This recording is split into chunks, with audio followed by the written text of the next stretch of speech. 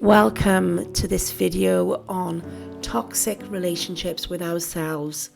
I think it's more than fair to say that we all know what toxic relationships look like with other people, but most of us are not aware of what a toxic relationship can look like with ourselves. And yet it is my belief that our relationship with ourselves is the most important relationship of all. And here are just some of the ways that we treat ourselves extremely unkindly. Negative self-talk. We all have an inner voice. But in terms of negative self-talk, instead of our voice being our inner guide, it turns into our harshest critic. We berate ourselves and we put ourselves down constantly. It's almost like having a set of earphones on that only broadcasts negative news to you about yourself. And what's worse is there is only ever one channel. Our harsh and inner critic then spills over like a poison and feeds into our self-doubt.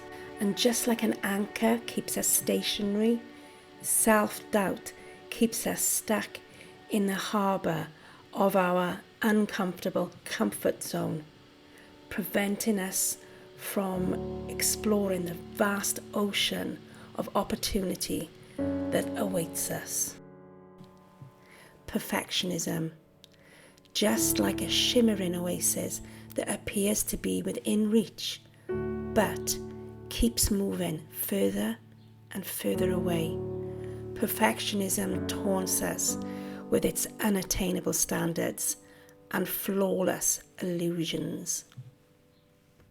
Self-sabotaging thoughts. These are just like weeds that infiltrate the soil of our minds, choking the growth of our relationships, our dreams and our aspirations, preventing us from blooming into our full potential. Self-neglect.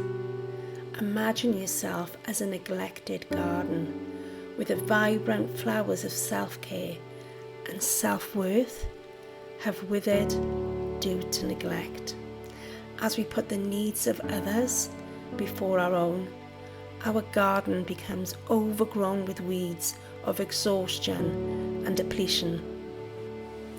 By tending to our own needs and nurturing the neglected garden within us, we can watch the blossoms of self-love and personal growth flourish, transforming our inner landscape into a sanctuary of vitality and fulfillment.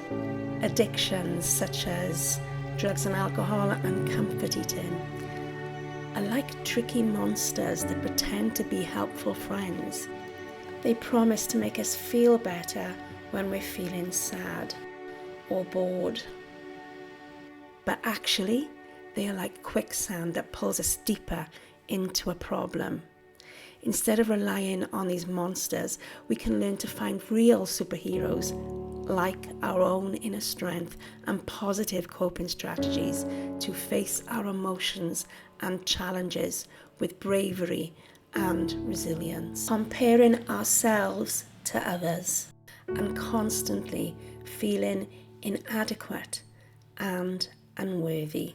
Imagine we are all stars in the night sky, each twinkling with our own unique light.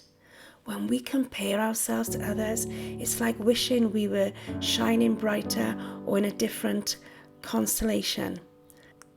But just as each star contributes to the mesmerizing beauty of the night sky, we each have our own brilliance and purpose. Instead of comparing, let's appreciate our own radical light and recognize that the sky would be incomplete without our individual divine sparkle. I find quite often we can all have a very distorted view of ourselves.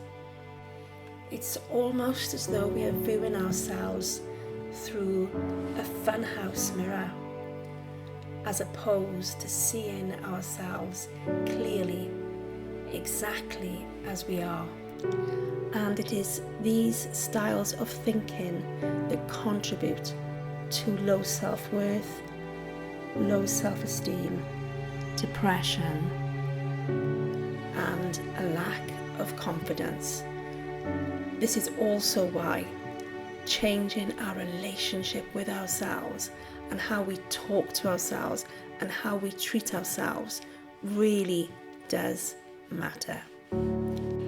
So, my friend, what is one thing, no matter how small that one thing is, that you can start doing today to break the cycle of self-neglect and self-abuse?